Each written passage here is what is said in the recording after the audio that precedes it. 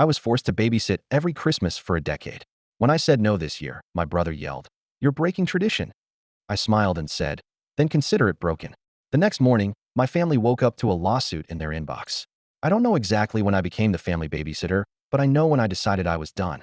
It was a chilly November morning when my phone rang. My mom, like clockwork. I already knew what she wanted before I picked up. The holiday schedule. The plan. And by plan, I mean whatever she and my brother Jacob had already decided for me. "Hey, honey," she greeted me, her voice sugary sweet. "I was just calling to see what time your flight lands." No hello, or how are you? Just straight to logistics. "I haven't booked one," I said, shuffling through my cabinets for coffee. "I'm actually not coming home this year." Silence. For a second, I thought the call had dropped. Then she let out a laugh, short and clipped. "Oh, don't be silly. Of course you're coming home. It's Christmas." I exhaled slowly. "Mom, I mean it. I won't be there this year." The change in her tone was instant. "But, sweetheart, it's tradition." No, it wasn't tradition. It was my obligation. A role I never signed up for, never agreed to, and never benefited from. Every year since I was 22, I'd been handed Jacob's kids the moment I walked through the door. Not as a favor. Not because I offered. But because, in their minds, I was the one person in the family without kids, which meant it was my responsibility. And I did it. I did it every single time, because pushing back meant guilt trips, passive-aggressive comments, and even full-blown tantrums from my brother and his wife, Ashley.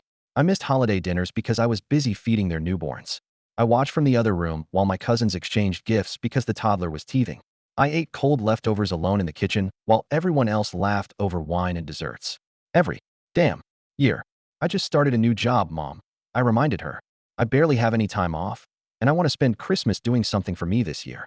"You always have time off," she said, her voice dipping into a whine. "And Jacob and Ashley really need you. The kids adore you. It wouldn't be the same without you here." I clenched my jaw. "That's kind of the point." "What?" I rubbed my temples, already exhausted. "Mom, I've spent 10 years watching their kids while everyone else enjoys Christmas. It's not fair." "Oh, sweetheart, that's not true." She let out a nervous laugh. "You've always loved spending time with them." "No," I said firmly. "I love my nieces and nephews. But I don't love being the unpaid babysitter every single holiday while you and Jacob get to act like I don't exist." That did it. Her voice turned sharp. "You're being selfish." There it was. The classic line. If I didn't comply, I was selfish. If I wanted something for myself, I was ruining Christmas. I used to cave to that. I used to feel guilty. But this time, I'm done, I said, my voice steady. "I won't be there. You can figure something else out." I hung up before she could argue. 2 hours later, Jacob called.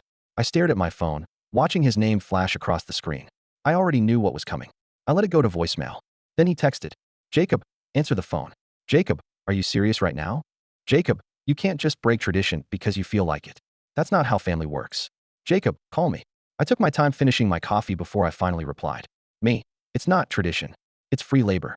I said no. A minute later, my phone rang again. This time, I picked up. "What the HLL is your problem?" Jacob snapped. No greeting. No pleasantries. Just straight to rage. I took a deep breath. "I don't have a problem. I'm just not coming home this year." "Are you really that selfish?" He spat. "Do you even care about this family? About my kids?" "Don't pull that crap," I snapped. "I love your kids, Jacob. I'm just done being your free babysitter." He let out a bitter laugh. "You're not a babysitter. You're their aunt. And yet, the only part of being an aunt you seem to care about is me watching them while you and Ashley drink wine and ignore them." Jacob scoffed. "Oh, come on. You make it sound like we dump them on you all day." I closed my eyes, counting backward from 10. "That's exactly what you do." A pause. Then, his voice lowered into something almost menacing. "You know what, fine. Stay in your fancy city and pretend you don't have a family. But don't expect us to forgive you for this." I smiled. "That's fine by me." And for the first time in 10 years, I meant it. But the next morning, I woke up to something I never expected. An email. From a lawyer. Subject: legal action. Jacob and Ashley. I sat up so fast I nearly knocked my coffee over. My pulse pounded as I clicked it open. It was a lawsuit. Jacob and Ashley were suing me for childcare expenses. I read it 3 times, certain I was hallucinating. They had filed in small claims court, arguing that my past babysitting had been an unspoken agreement and that my refusal to continue meant I owed them the fair market value of my work. They wanted $25,000 for unpaid childcare services. I laughed, a sharp, bitter laugh that echoed through my empty apartment. I actually had to cover my mouth because I was laughing so hard. These aholies. Did they think I was just going to roll over? That I'd see the lawsuit and panic? Oh no. If they wanted to play dirty, I'd play filthy. I picked up my phone and dialed my old college friend, Cameron, a lawyer. "Hey," he answered groggily. How much do you think 10 years of unpaid childcare is worth? I asked sweetly. He was silent for a beat. Then he whistled. Damn, what did your family do this time? I grinned. They sued me. I heard him sit up. No, they did not. Oh, they did. He let out a low chuckle. You want to ruin them? I leaned back in my chair, stretching my legs. Cameron, I said. Make them regret it. Cameron wasted no time. Within an hour, he was drafting a counterclaim. All right, he said over the phone, his voice sharp with amusement. They're arguing that you had an implied contract to babysit. If that's the case, then guess what? Contracts go both ways. I smirked. Meaning, he said. If they want to claim you owed them financial damages by not babysitting this year, then you can claim they owe you back pay for every single year they made you do it for free. I sat up, gripping the phone. Wait, I said. You're saying I can sue them for babysitting? Damn right you can. He chuckled. And since we know what they think your services are worth, 25 grand for 1 year, we just multiply that by 10. I nearly dropped my phone. Hold on, you're telling me I can sue them for $250,000. Technically more, if we include inflation, he said casually. I bit back a grin. Oh, I love this. Cameron emailed me the official counterclaim that afternoon. It was beautifully written, cold, professional, and BR Tao. Plaintiff Jacob and Ashley claim defendant me provided unpaid childcare as part of an implied contractual agreement. Defendant asserts that, if such an agreement existed, plaintiffs are liable for compensation based on their own stated valuation of services. Total amount owed, $250,000. The moment Jacob and Ashley got the email, my phone exploded with texts. Jacob, what the HLLIS this? You can't do this. Ashley, this is disgusting. You are suing us? For being family? You better drop this right now. I didn't reply. I let them stew. Then Mom called. I sighed, already exhausted, but I picked up. Hi, Mom. What did you do? She shrieked. I held the phone away from my ear. I defended myself. You sued your own brother. I shrugged. He sued me first. You could have just let it go, she wailed. Oh, like how I was supposed to let go of 10 years of being treated like a damn nanny? My voice rose despite myself. Or how I was supposed to keep putting my life on hold for Jacob's convenience. She inhaled sharply. It's family, sweetie. Family helps each other. I barked out a laugh. Oh, that's rich. Where was my help when I had to eat cold leftovers in the kitchen? Where was my help when I never got to open presents with the rest of you? Mom was silent. That's what I thought, I muttered. Then she tried a different tactic. Sweetheart, she said, voice softer now. Do you really want to tear the family apart over money? I smiled. Funny. That's exactly what I was going to ask Jacob. I hung up. Then I turned my phone on Do Not Disturb. The next 2 weeks were absolute chaos. Jacob and Ashley's lawyers sent a settlement offer. They wanted me to drop my counterclaim in exchange for them dropping their lawsuit. Cameron advised me against it. They fired first, he reminded me. You have the stronger case. Don't give them an easy way out. So I refused. That's when Jacob started smearing me to the family. He called everyone, aunts, uncles, cousins, even my grandmother, to tell them how I was destroying Christmas and suing him over a STPID babysitting job. Of course, he left out the part where he sued me first. Aunt Diane called me in a panic. Honey, please, just let this go. It's not worth it. Not worth it. I said. He's the one who started this, Diane. But you're the one making it worse, she stammered. I laughed. No, I'm the one finishing it. Even Dad, who usually stayed out of family drama, called me. You know, he said gruffly, I think you have every right to be mad. But maybe there's a way to work this out without lawyers. I shook my head. Dad, do you even know why I'm suing? Because Jacob's an unholy? I blinked. Wait, you actually get it. Dad sighed heavily. Kid, I've known for years that they were taking advantage of you. But your mother, well, you know how she is. I swallowed. Dad never openly disagreed with Mom. And yet, I said carefully, you still think I should let this go? He was quiet for a moment. Then, softly, he said, no, I think you should make them sweat. I smiled. Glad we're on the same page. By the time our court date rolled around, Jacob and Ashley were a mess. They looked exhausted, like they hadn't slept in weeks. Probably because they realized they were screwed. Their lawyer tried to argue that I was just helping out his family. Cameron tore that apart. Your clients are claiming an implied agreement, correct? He asked smoothly. Jacob's lawyer nodded. Yes. Wonderful. Cameron grinned. Then let's talk about fair wages. Jacob visibly flinched. Cameron pulled out a stack of printed messages, texts, emails, voicemails, all proving that my babysitting was never voluntary. The plaintiffs themselves valued defendants' childcare services at $25,000 a year, Cameron continued, which means they set the precedent for what unpaid labor in this role is worth. And if we take that number, multiplied by 10 years, he slid a piece of paper across the table. $250,000, he said, smiling. That's what they owe. Jacob went red. Ashley gasped. You're kidding. The judge looked at them sternly. You can't claim someone owes you for a service, she said, and then refuse to compensate them for the same service. Jacob's lawyer scrambled. We'd like to motion for a dismissal. I leaned forward, resting my chin on my hand. Yeah, I said. That's what I thought. Jacob glared at me. You. The judge raised a hand. Enough. She turned to me. Miss, do you wish to proceed with damages? I tilted my head. Jacob's face was pale. Ashley was tearing up. I could almost hear Mom's voice in my head. Do you really want to tear the family apart over money? I took a deep breath. Then I looked the judge right in the eye. Jacob looked like he was seconds away from passing out.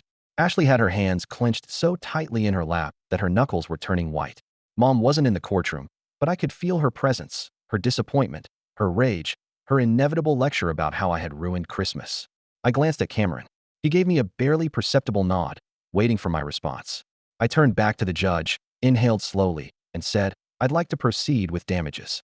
Ashley choked on a gasp. Jacob made a strangled noise in the back of his throat. Their lawyer flinched like someone had just slapped him. Cameron smirked. The judge gave a small nod, then turned to Jacob and Ashley. Very well.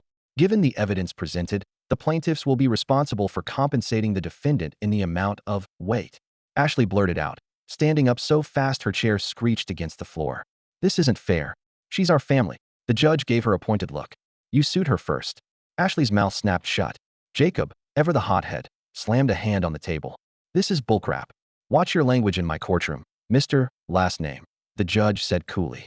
Jacob's lawyer leaned over and whispered something frantically to him, probably telling him to shut up before he made things even worse. Too late, because the judge had already made up her mind. Given the nature of this case, she said, I would strongly advise both parties to reach a private settlement before I make my final ruling. She glanced at me. Miss, Last Name, are you open to mediation? I leaned back in my chair, crossing my arms. That depends. Jacob narrowed his eyes. On what? I tilted my head, letting the silence stretch, letting him sweat. And then, finally, I said, after the hearing, Cameron and I walked out of the courthouse together. He shoved his hands in his coat pockets, smirking as we stepped onto the sidewalk. That was fun. I shot him a look. It was a nightmare. Yeah, he admitted, but a fun nightmare. I rolled my eyes. You really are a lawyer. He chuckled, then nudged my shoulder. You did good in there. Kept your cool, made them panic. That's what you want. I sighed, glancing up at the sky. It was overcast, the thick winter clouds hanging low. A few blocks away, I could hear the distant sound of Christmas music drifting out of a storefront. Christmas, the holiday that had been ruined for me for 10 straight years.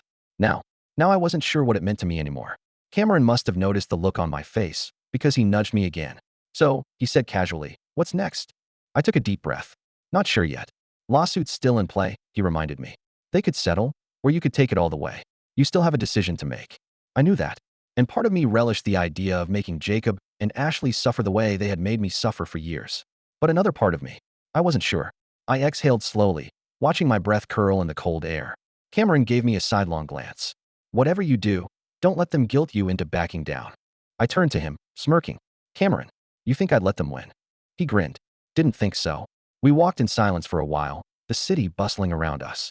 My phone buzzed in my pocket, probably another angry text from Mom, or Jacob, or some distant relative who had suddenly decided to care about my life choices. I ignored it. For the first time in 10 years, I was in control. And no matter what happened next, I wasn't giving that up. That night, I poured myself a glass of wine and sat on my couch, staring at my phone. It had been buzzing nonstop since I walked out of court. Mom 10 missed calls. Jacob 5 missed calls. Ashley 3 missed calls. Unknown number, probably my aunt, trying to play mediator. And then the texts. Oh, the texts. Mom, I just don't understand why you're doing this. You're tearing this family apart. You know Jacob can't afford this kind of financial burden right now. Sweetheart, please. Just talk to me. Then Jacob, you're out of your damn mind. I swear, if you don't drop this, you're dead to me. Hope you're happy ruining our lives, you selfish BTCH. And, finally, Ashley's half-assed attempt at diplomacy. Ashley, I know things have gotten out of hand. Maybe we should just talk? For the kids' sake. Oh, now she cared about the kids? Now that I had the upper hand, I took a slow sip of my wine, scrolling through the messages with zero intention of responding. They wanted me to feel guilty. They wanted me to be the villain. But I wasn't the one who filed the first lawsuit. I wasn't the one who demanded money for a decade of forced labor. That was them. And they didn't like what happened when I played the game better. Ding. Another message popped up. But this one caught my attention. It wasn't from Jacob. It wasn't from Mom. It wasn't from any number I recognized. It was from Dad. Dad, can we talk? That made me pause. Unlike Mom, Dad rarely got involved in family drama. He was the quiet one, the keep the peace kind of guy. If he was reaching out now, I exhaled, then typed back. Me. Fine. Call me. The phone rang almost immediately. Hey, I said cautiously. Dad sighed on the other end. Hey, kiddo. I waited. I knew how this went. He'd ease into it, try to talk some sense into me, try to get me to back down without pissing me off. But what he said next caught me off guard. You really pissed them off, he said. And I could hear it, the smirk in his voice. I blinked. You're not mad. Mad. He let out a low chuckle. HLL no. I think it's hilarious. I sat up straighter. Wait. You're on my side. Dad sighed again, but it wasn't an annoyed sigh. More like, tired. Look, I don't love that it's come to this. But I'm not blind, kid. I know what Jacob and Ashley have been doing to you all these years. I was stunned. Dad never took a side. He was always neutral, always the figure it out amongst yourselves type. To hear him admit this? It threw me. Then why the HLL didn't you say anything? I demanded. Because your mother wouldn't have listened, he said simply. You know how she is. You think I haven't fought with her about this? Every damn Christmas, I told her it wasn't fair, that she was letting them use you. But she always had an excuse. Jacob needs a break. Ashley's overwhelmed. You don't have kids, so it's only fair. I got tired of arguing with a wall. I clenched my jaw. So you just let it happen? I'm sorry, he said, and for once. I believed him. I swallowed, not sure what to say to that. Then Dad cleared his throat. That said, oh, there it was. The reason he called. I sighed. Here we go. He chuckled. Look, I'm not telling you to drop this. I know you're mad. And I know you're right to be mad. But, I prompted. But, he continued, I also know Jacob.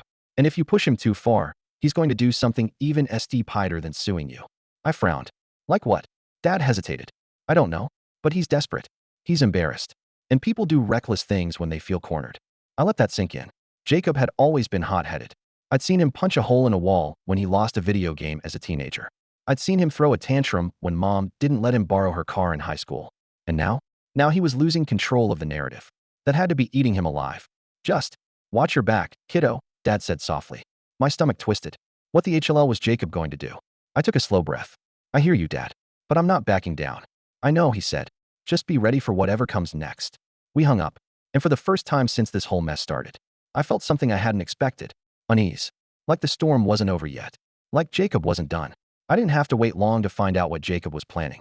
2 days later, I woke up to a flood of messages from old friends, co-workers, and even distant family members I hadn't spoken to in years.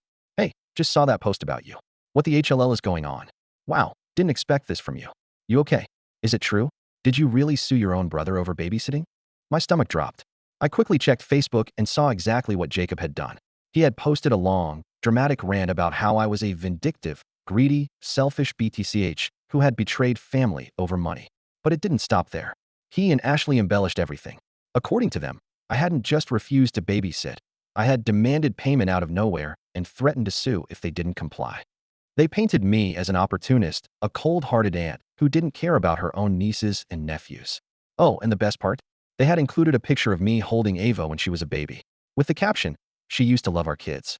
Now she sees them as a paycheck. I stared at the post, my hands shaking with rage. The comments were vicious. Some people took my side, but a lot of them didn't.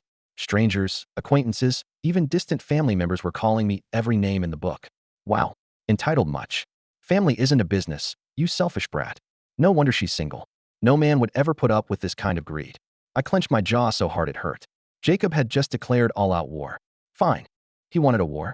I'd end it. I immediately called Cameron. Did you see it? I see that. He sighed. Yeah, it's a damn mess. Can we do anything? Technically, it's defamation, he said. But suing him for that would just drag this out even longer. You want to fight back? Absolutely. Then don't take this to court, he said. Take it to the court of public opinion. I frowned. What do you mean? You've got receipts, right? He asked. Texts, emails, proof that you never asked for money and that Jacob was the one who sued first?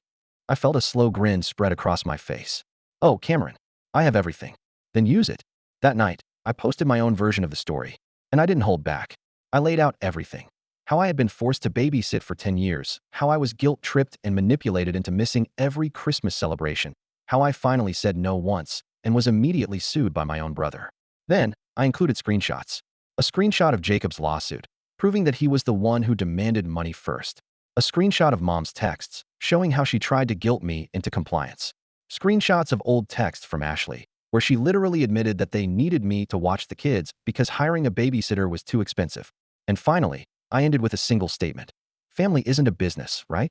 Then why did my own brother try to sue me for refusing to work for free? Then I logged off. Let the internet do its thing. By morning, Jacob's post had completely backfired. My version went viral. Thousands of people were commenting, dragging him through the mud. Wow, he really thought suing his own sister wouldn't bite him in the SS. Imagine forcing your sibling into unpaid labor for a decade, and then playing the victim when they say no. Jacob and Ashley are the definition of entitled parents. Glad she sued. She deserves every penny. Even people who had initially sided with Jacob switched sides. Distant relatives who had insulted me before were now backpedaling. Even mom called me, her voice full of barely concealed panic. "Sweetheart, this has gone too far," she said, trying to sound calm but failing. "You need to take that post down." I smiled. "Oh, but I thought family isn't a business." She huffed. "You know this isn't what I meant." "Sorry, Mom," I said cheerfully. "I'm just following tradition." And then, for the second time in my life, I hung up on her. Jacob and Ashley tried to salvage their reputation. They made another post, trying to clarify their side. They even tried to downplay the lawsuit, claiming it was never serious, and that they had just been frustrated and emotional. Nobody bought it. Their own friends turned against them. Even Jacob's boss apparently saw the drama, because 3 days later, I got a message from a mutual acquaintance. "Yo, I heard Jacob got demoted at work." His boss said something about questionable judgment. I nearly spit out my coffee. Then, another message came in. Ashley's friends are distancing themselves.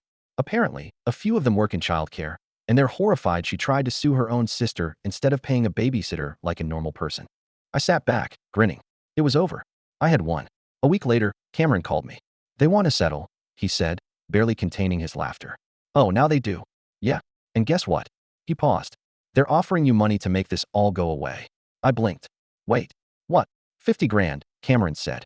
"They're begging you to drop everything and sign an NDA so you'll stop talking about it." I burst out laughing. Oh, the irony. After 10 years of treating me like free labor. After suing me when I finally said no. After dragging my name through the mud. Now they were paying me to go away. I thought about it. And then, just to twist the KNFA a little deeper, I made one final demand. "I'll take the money," I said, "but I want something in writing." "Go on," Cameron said, amused. I grinned. "I want them to admit, in writing, that I was never compensated for my labor, that they tried to take advantage of me, and that they deeply regret their actions." Cameron let out a low whistle. "Damn, that's cold. Too cruel." "Nah," he said. "I love it." Jacob and Ashley hated it, but they were backed into a corner. And in the end, they signed. I got my money. I got my revenge. And best of all, I never had to spend another Christmas with them again. Instead, this year, I booked a first-class flight to Switzerland. Because after 10 years of being treated like a free babysitter, I deserved a vacation.